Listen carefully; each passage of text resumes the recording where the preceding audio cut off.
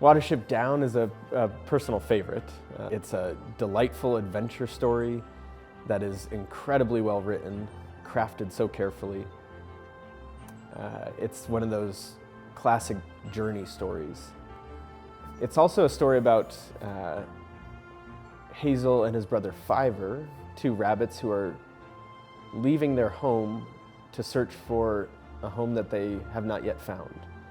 These rabbits have to band together and stay together, remaining true to who they are as rabbits, to their identity. And the way that they do that throughout their journey is to retell their folk tales. Watership Down is an amazing journey book, and it's no coincidence because you can tell from the author that this is someone who is of our ilk, as it were. He starts these chapters with quotes from Xenophon and Aeschylus and Hamlet and Napoleon Bonaparte, and this is what he's soaked in, and so it's no wonder that what comes out of him, this book, which was based off of stories he told to his own children, what would kind of seep out of him when you press him would be this sort of story style. We encounter in the book a civilization that is been provided all the comforts. It has plenty to eat. There's a farmer that is feeding the rabbits, and as a result, they have become complacent and they have forgotten their stories and their tales and their history. They've forgotten how to be rabbits, and they've given up that liberty and that freedom and that self-knowledge, all for the sake of comfort. So we have these vignettes in the story that address these different ideas, different aspects of virtue, different aspects of leadership, and different aspects of government, and the meaning of life, the meaning of death, and how we approach those things are all addressed through this tale of these rabbits traveling cross country. I was completely blown away at how it was able to handle so many complex topics in such a way that they were all weaved together into one general plot line.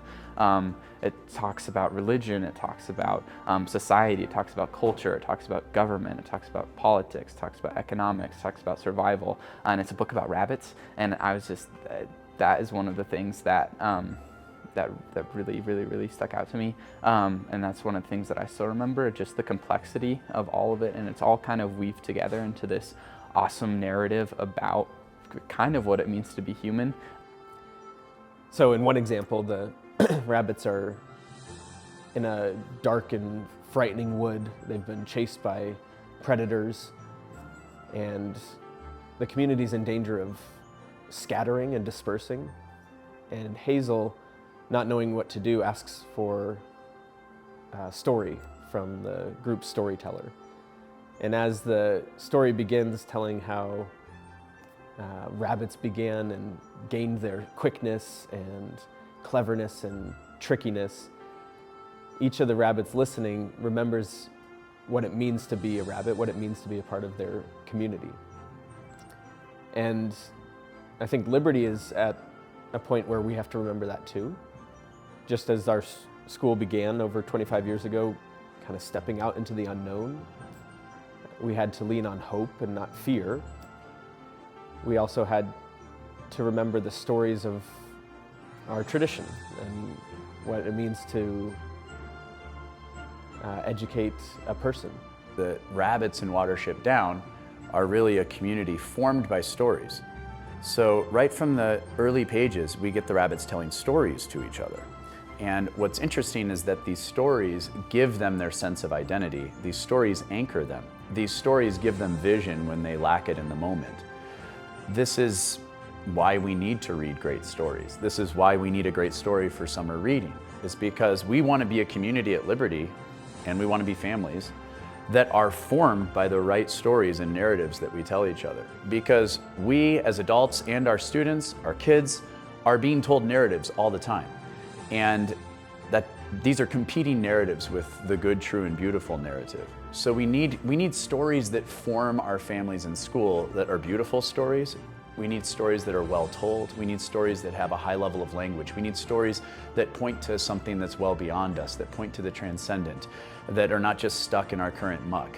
And that's another reason why we need to read this. We're reading about rabbits that are formed by stories, and in doing so, hopefully, we're formed as well. It is enough of an adventure, and the language, though beautiful, is readable by someone who's 13 or 14 years old. But at the same time, it's so rich that an adult who's well-read and accustomed to beautiful, grand language is still going to enjoy reading it and still going to get meaning out of it. And I'm very excited to discuss this book after reading it with my colleagues. I've never had the opportunity to discuss this book with people, at the level that we have at the school. So I'm very excited for that. And Watership Down is also just a delightfully written story. It's one that you can open any page, any chapter of, and be drawn into the story right away. Classic adventure story. Yeah.